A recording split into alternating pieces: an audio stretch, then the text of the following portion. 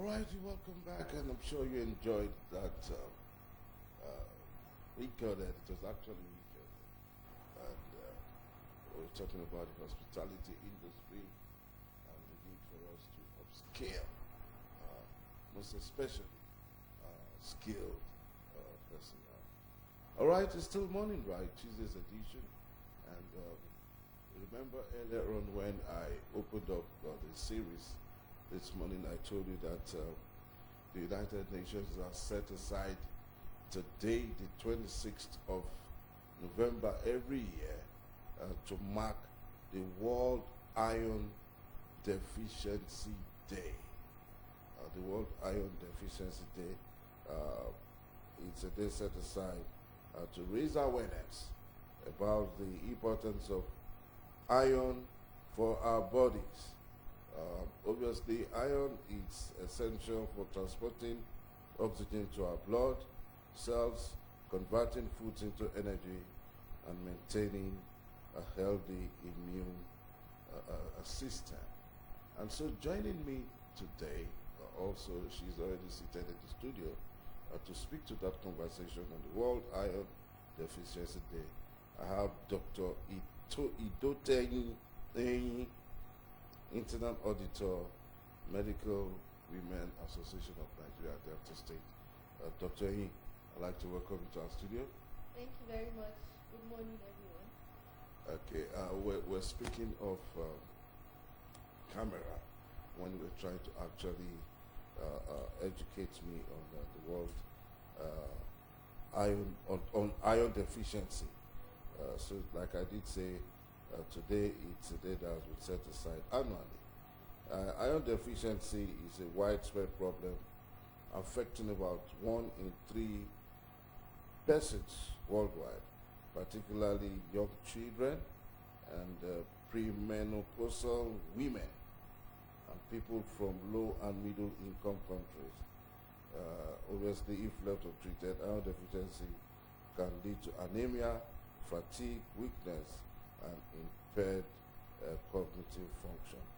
So quickly, can you explain what iron deficiency is and why is it significant to public health concern? Okay, so thank you very much. Just like you rightly said, today is the World Iron Deficiency Day, and today, 26th November, is set aside to create awareness on this very serious issue that is affecting our women, affecting children worldwide. And like you also said, it's affecting millions. And this is something that we must always come to the media to talk about and remind our people that this is something that is really amongst us. So why is iron deficiency very important? So just like you said now, iron is that, we like call it mineral in the body that we need for the body to function. It's part of what the red blood cells, I mean in school, all the cells in the body, we have the red, we have the white blood cells, and we have the platelets. We all have their different functions. But the red blood cell is function, it's the one that carries the oxygen, and blood around the body. And so iron is a serious component of the red blood cells. And if you don't have the iron to make the red blood cells, then definitely you will now have low blood, which is what we call anemia. So if you don't have iron, you have anemia, which is low blood. And then low blood can cause a lot of issues.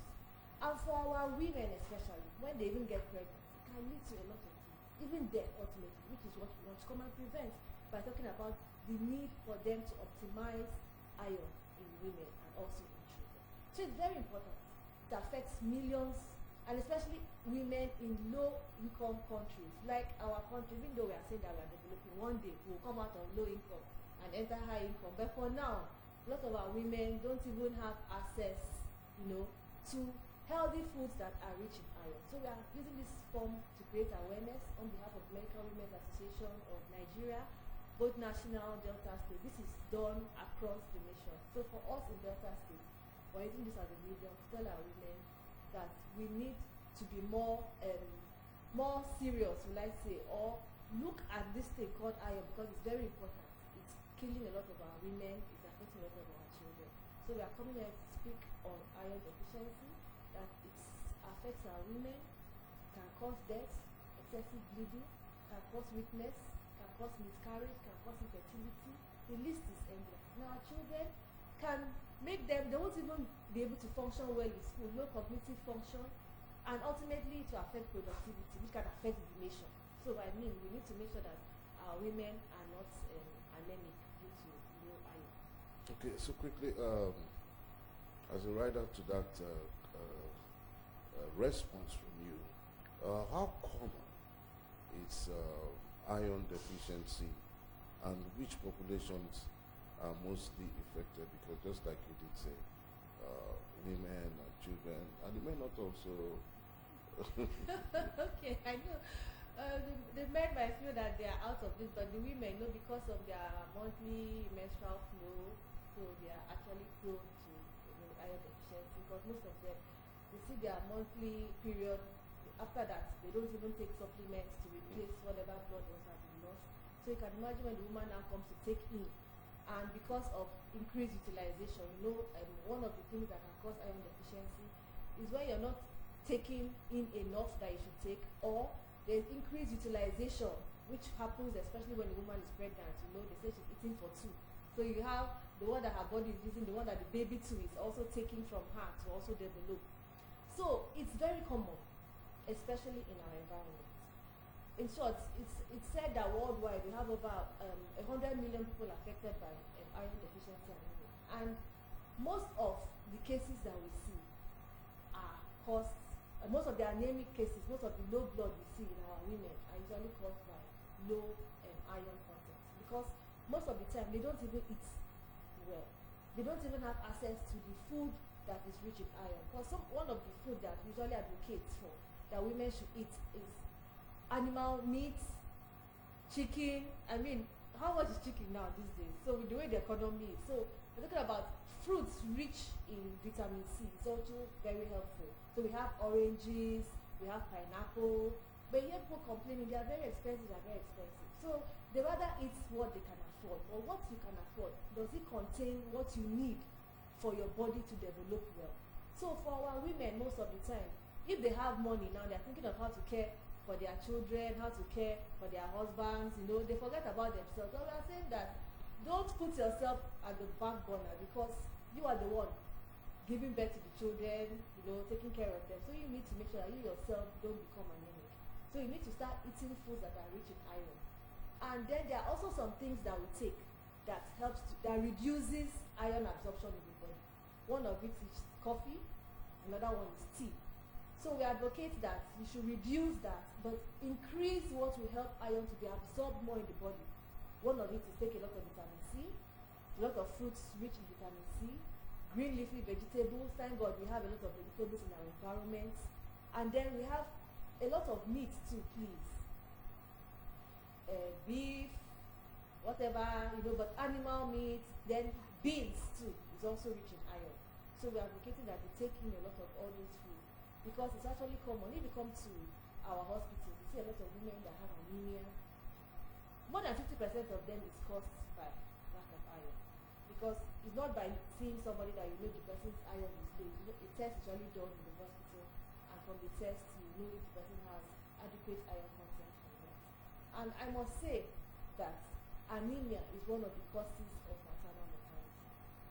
In Nigeria now, our maternal mortality rate is about 1,000 per 100,000 live births. So we are trying to say that if 100,000 women go to the hospitals now to give birth, from our statistics, about 1,000 don't come back home with their children. And that is an alarming statistic. From what the WHO is hoping to achieve by 2030, they want that number to reduce to 70. And this is one way we can reduce that. If our mothers can make sure that they eat well, and then they are not anemic, because hemorrhage, which is bleeding, is one of the things that can result from low iron. Because like we said when we started, iron is part of what the red blood cells needs to transport oxygen around the body. And when you're pregnant and you're carrying your baby, you need a lot of blood flow, to your womb to circulate around. So once you don't even have the blood, before you know it, you're talking about preterm labor. Even when the woman now bleeds after giving birth, you'll see that the bleeding becomes excessive, which is what we call postpartum hemorrhage, which is what iron deficiency causes, and one of the things we are trying to talk about, because this year the theme is saying iron for maternal survival, combating iron deficiency to prevent postpartum hemorrhage, which is bleeding excessively after pregnancy. That has caused a lot of death. So we are here to talk about the importance of making sure that you optimize iron in your pregnancy. And that's a beautiful one, because I was getting to that point where I know you have teams for every year, Yes. but you still speak to that Okay. after I'm through with this next question as a follow-up to what you just responded to now. What are the main causes now of which deficiency, of iron deficiency, and how can it be prevented before we go to the symptoms and diagnosis? Can you speak to that? Okay, so when we say what are the causes, so number one of the things that can cause iron deficiency is when you're not eating enough. So the woman is, usually during pregnancy, say this one is smelling. Once I taste this one, I'm vomiting. A lot of all those issues. So because of that, there is poor eating. So when there's poor eating, definitely there will be iron deficiency. Then secondly, when there's increased utilization, in that your body is taking in faster than you can replace, which happens during pregnancy. So you have the woman's body trying to take in iron, the child that is developing also trying to take in iron, and there's great utilization of the iron content, and the iron is not being replaced as it is being utilized. Then thirdly, when there's increased loss, which is what we see during bleeding, so probably during heavy menstrual flow or excessive bleeding after delivery, so a lot of it is being removed from the body. So excessive loss is also one of the things that can cause iron deficiency. So we also have issues where you take things that affect absorption, so that even if you're eating it, you're taking the iron, but something is preventing iron from being absorbed into the system.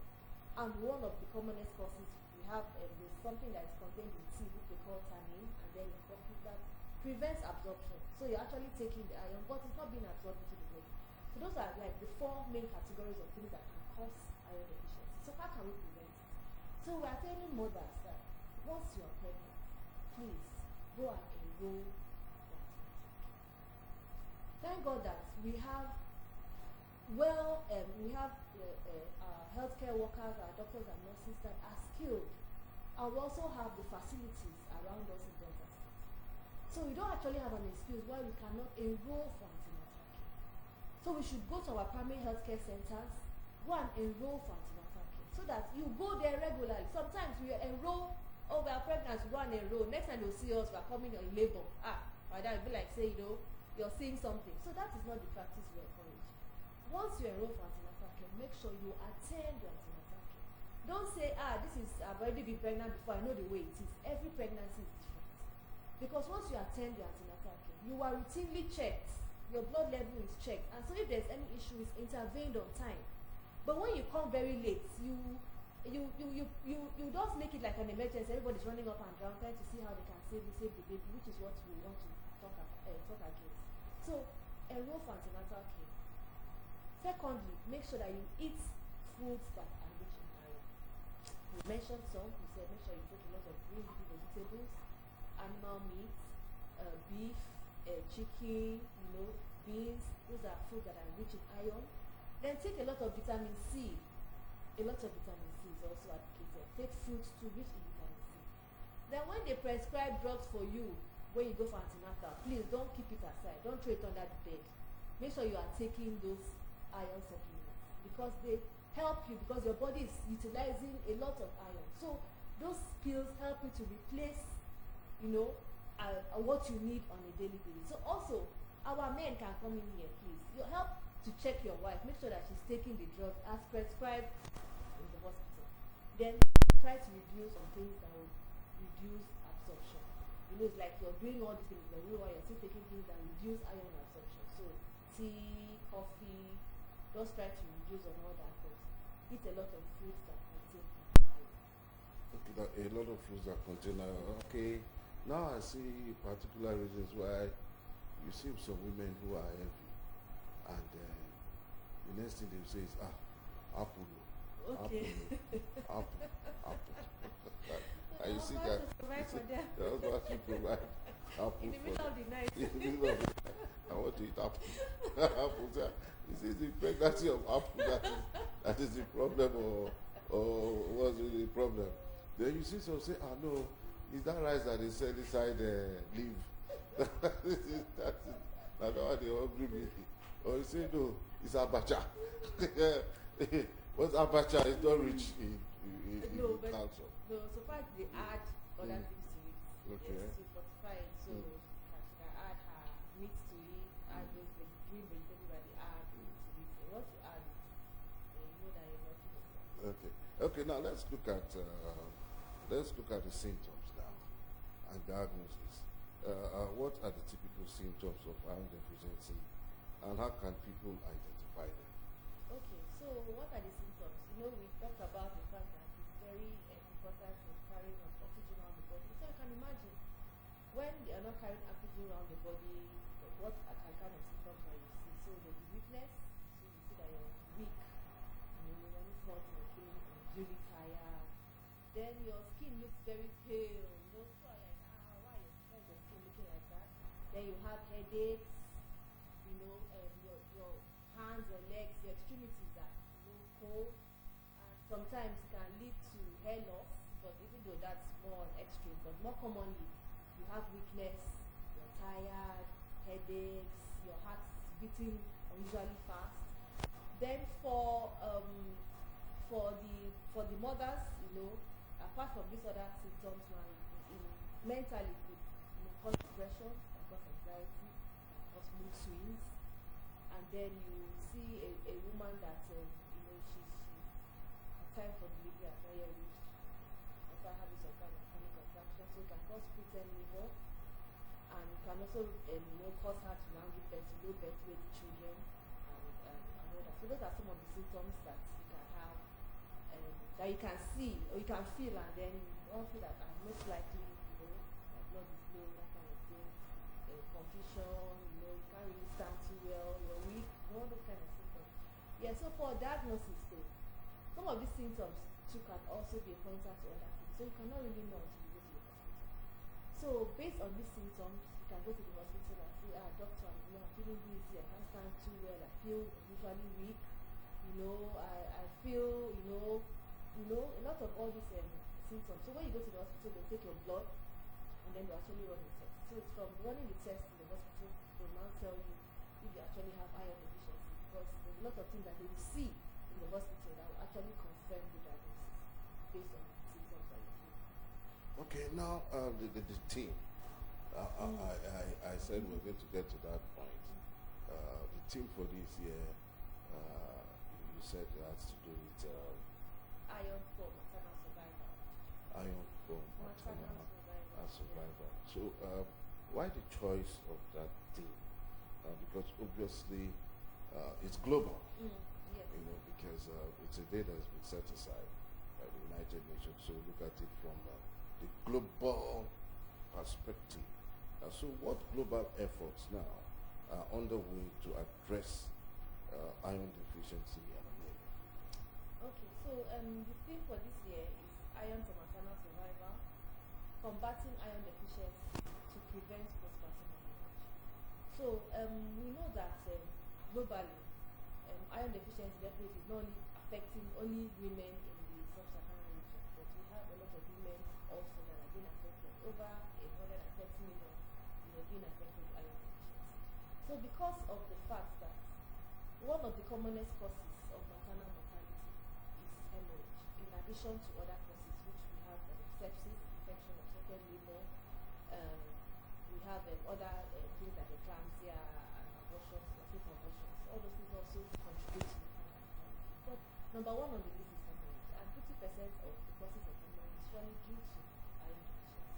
So because of this and the fact that the way we can prevent it is something that is within our reach. So why can't we do something about it by speaking to our women? So globally, and especially here in Nigeria, we want to thank our medical women, national president, Professor Rosemary Ogu, and also the president of M1 Delta State, Dr. Olivogele, they've come together, with this project to see that across the country, we are speaking and advocating to women as advocates, that we can prevent it. Why do we have to wait till when it is almost too late, when the woman is bleeding after delivery, and then people are running off and down, when there are simple things that we can do to prevent, things that are within our reach? So early antenatal, you enroll for antenatal on time, you eat the food that is required, and then iron supplements. So in some places now, we have other medical women going around giving out iron supplements to women, also talking to the women about how they can prevent it, and also deworming children, because one of the issues that can cause iron deficiency in children is actually worm infestation. We talked about the fact that when we have increased utilization, so in children, they are eating, but then we have worm that is sucking up all the iron and making them iron deficient. So they're also deworming children, giving iron supplementation, also creating awareness, especially in schools. Most of the time, our mothers, our children, they go to school without having to eat breakfast or anything. So even when they come back, the diet that they are eating, what are you giving them? So we must make sure that whatever food that we are giving our children, whatever food that we are eating as mothers, also let me not forget the men. Also the food you're giving your husbands too should also contain iron. So we are creating awareness, letting them know the food that contain iron, and making them know that they need to make sure that they do not become anemic, they do not have low blood, so that they can function well, because it can affect the way you function, especially at work, even in school. And they will not know that it's because you're iron deficient. People don't think about it, they'll be thinking about other things. They don't know that it's because you're iron deficient, that's why you're not able to function well at work, you're not able to function well at school. And ultimately it will affect productivity, and it will affect us as a nation. So globally we are speaking up, we are saying iron for maternal survival, but not only for maternal survival, to encompass everybody, especially those that are greatly affected. That's why we are saying mothers, our children, so that we can prevent postpartum hemorrhage. If we do what is necessary, we see that we are able to reduce that statistic. I mean, it's alarming. Out of 100,000 women, we are saying that at least 1,000, and it's not good. Even though it's statistics, those are people's mothers. Those are human beings. And we are trying to see that how we can reduce it. If hemorrhage is on top of it, and we know that iron deficiency contributes greatly to the hemorrhage, then why can't we do something about it? So that's why we have come up under the auspices of the Medical Women's Association of Nigeria. This is done across the country. This is under Delta State. We are here to speak to our people. That's why we know that a lot of people are listening. A lot of people tune into BBS TV. And so we know that you're listening. But not just listen, please. Go home with the message and do something about it, so that we can reduce maternal mortality. All right, I'd like to thank you so much, Dr. Idotenyi, by that summary of yours, by executive summary of yours, you've given us the message. Except otherwise, I would just like to ask you on a closing note that the message you really like to convey to our viewers about the importance of actually addressing iron deficiency as we celebrate the World Iron Deficiency Day. Apart from this advocacy, are there other form of campaigns you intend to also carry out as well? Yes, so for us in Delta State, apart from this, we are also going to be giving talks in antenatal clinics. We are going to go across the hospitals in the states, majorly those that we have a lot of women, so we're going to be targeting our tertiary hospitals. So when a lot of women come, so we are hoping that we'll also speak to them about the importance of making sure that they are not iron deficient, that they keep coming for their antenatal, they take their drugs. A lot of women, I don't know why, they don't like taking drugs. But then we are hoping that they will hear this message and know that the drug is not just for taking drugs, and that it's actually supposed to help to prevent anything, to make sure that they have positive pregnancy outcome, so that we are all happy at the end of the day. As medical women, we have our motto that says healing with the love of the mother. So we are going to be going around as mothers, mothers that we are, mothers to be, to make sure that we spread this message and also make sure that everybody knows what they are supposed to do. So that we all work together. It's not just a one-man show. We're all working together to make sure that we actually combat iron deficiency. Make sure that our mothers are, stronger and able to do what they are supposed to do. Also, our mothers, our children, and ultimately the whole nation. So we are also sending out this message and thanking everybody and also those that have been behind us, supporting us. We appreciate you, everyone appreciates you, to make sure that we create this awareness across the country. All right. Thank you so much, so much, Dr. Idotien Internal Auditor, Medical Women Association of Nigeria, Delta State, for speaking to the conversation, iron deficiency, as the world celebrates the World Iron Deficiency Day. Thank you so much. We do hope that subsequently would also get, it's not just a one runoff. Those who have ears, they say, let them hear.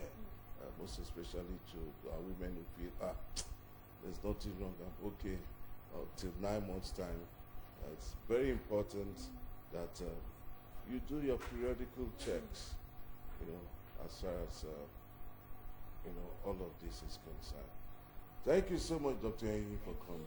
All right, we'll take a break now, and when we come back, Morning Ride continues. Don't go away.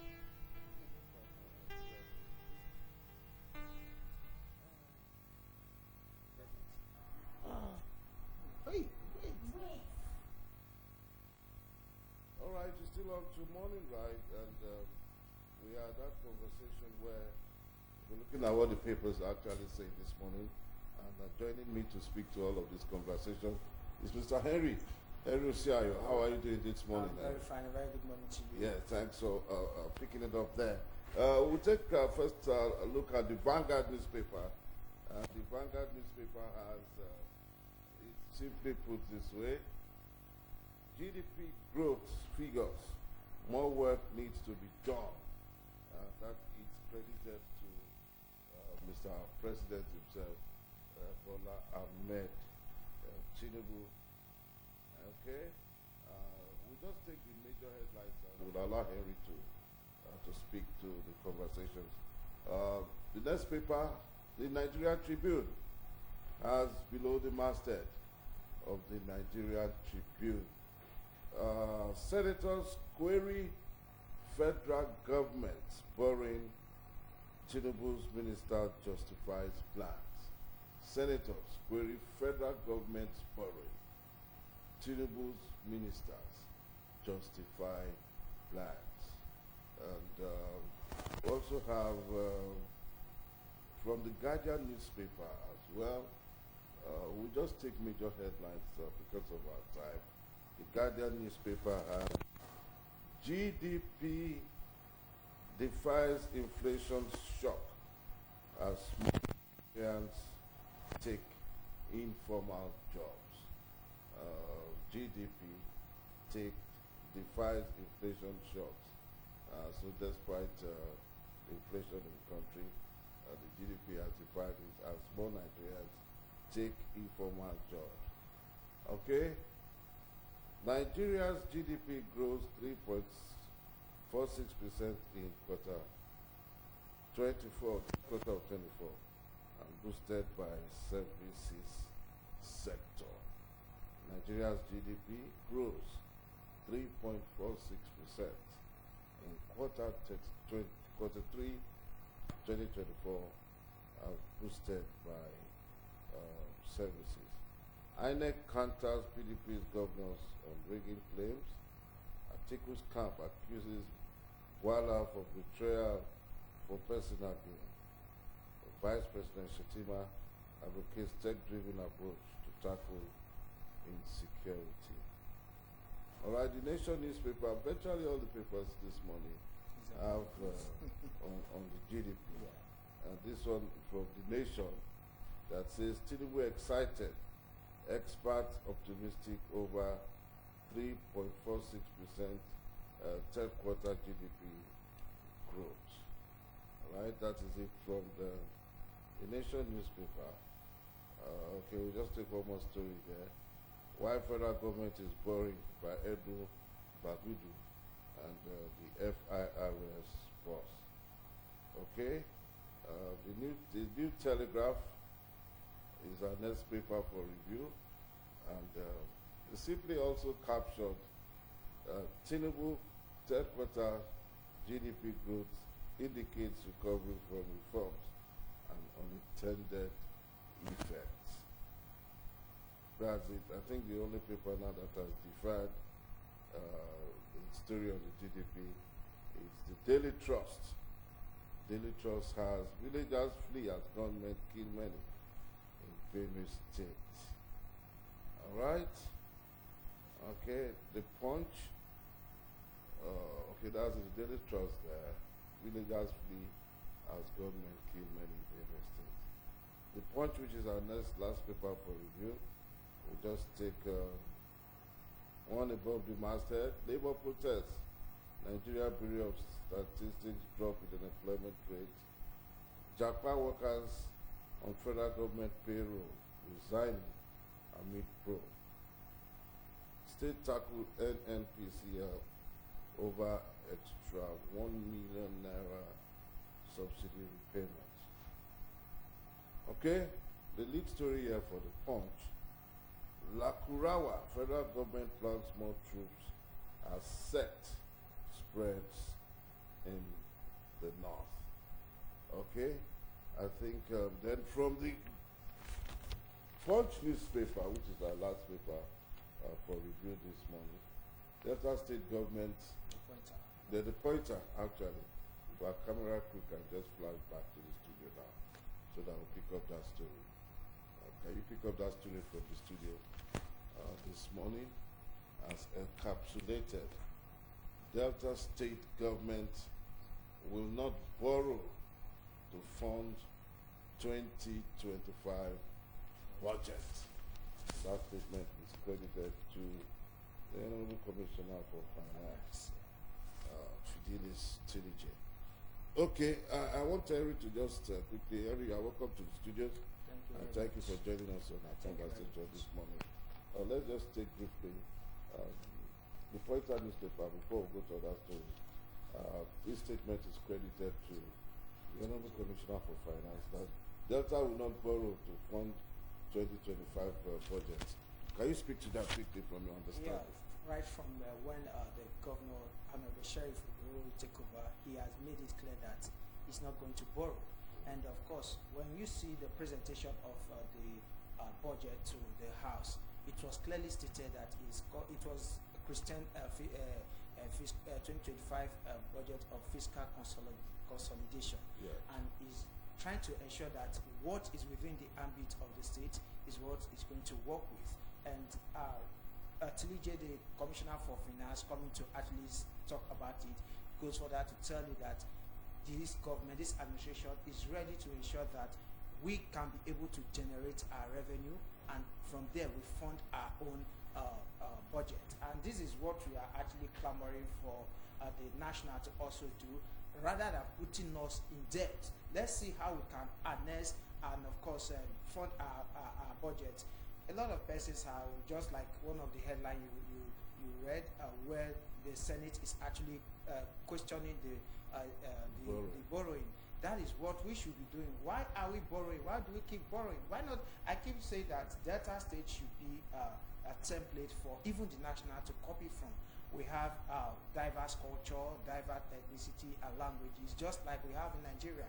But we have been able to live in a peaceful coexistence, and of course we'll be seeing relative peace because of how we have been able to accept each other.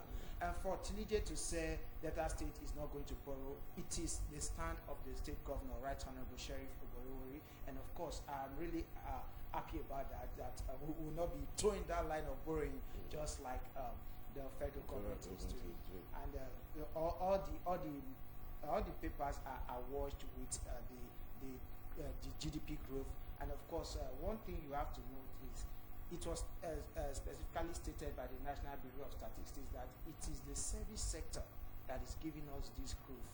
And the service sector, it is just like the non-formal sector, which comprises of the banking and of course providing of services. And this day you keep seeing a lot of Nigerians earning in dollar. Why? Because they decide to digress to ICT, and of course we've seen data analysts, so many of them, and they are working for companies even outside the shores of the country and earning in dollars, and that is why the GDP, we are seeing a little boost of it. If the government could be very sensitive and actually see how they can actually leverage on creating more avenue for people to go into the ICT, it will go a long way to further boost our GDP, because it has clearly stated several times that the National Bureau of Statistics released their report. We see that even remittance from abroad and from other places is even much more than what the government itself is generating.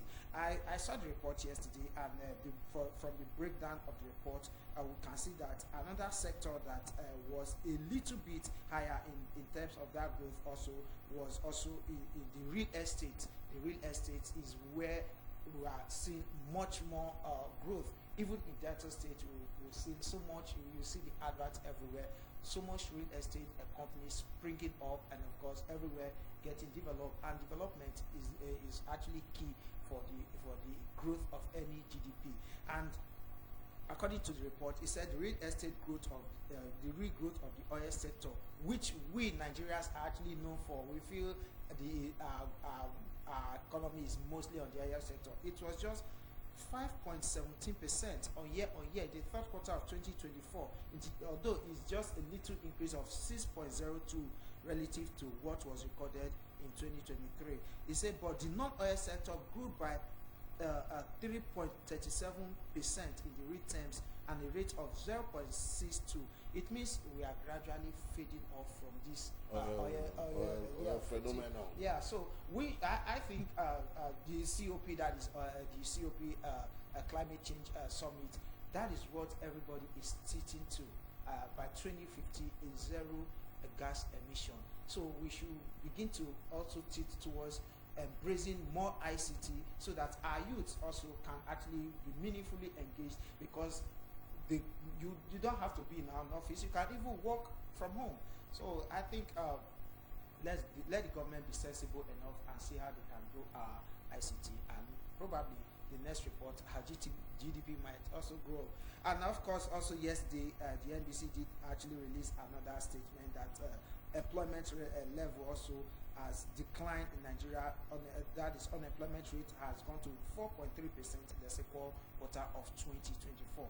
This is actually what we are looking at, because people now, they are now self-employed. Yes. They are now self-employed, and that is what we actually feel that there should be government should also create an avenue where people can actually thrive. The incoming tax reform, I think we should hold it forth. Since we are growing, let us see how our economy can, boost up, even despite the removal of fuel subsidy that has actually created a lot of phobia and of course economic hardship. But Nigerians, like they said, they are very resilient.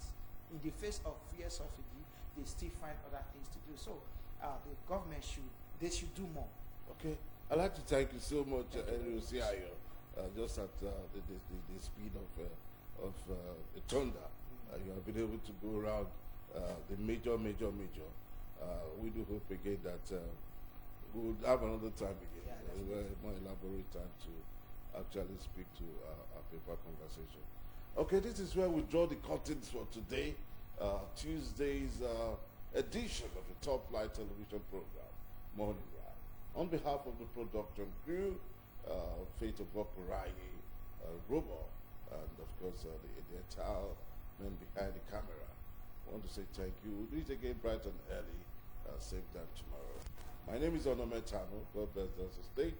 God bless Nigeria. I'm out.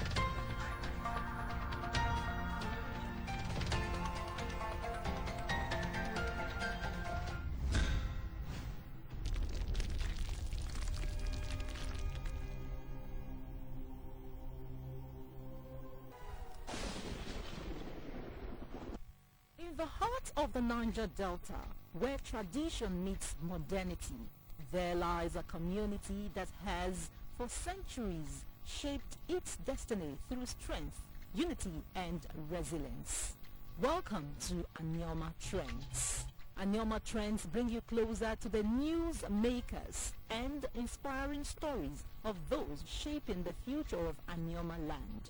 Join us every Monday on DBS Asaba by 7 p.m., Wednesdays on Quest Television by 8 p.m., and a repeat on Sunday by 8 p.m., and Saturdays on NTA Asaba by 10:30 a.m.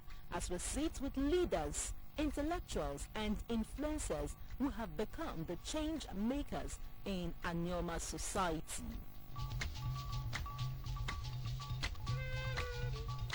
Anioma Trends, your window into the rich aesthetics of the Anioma people.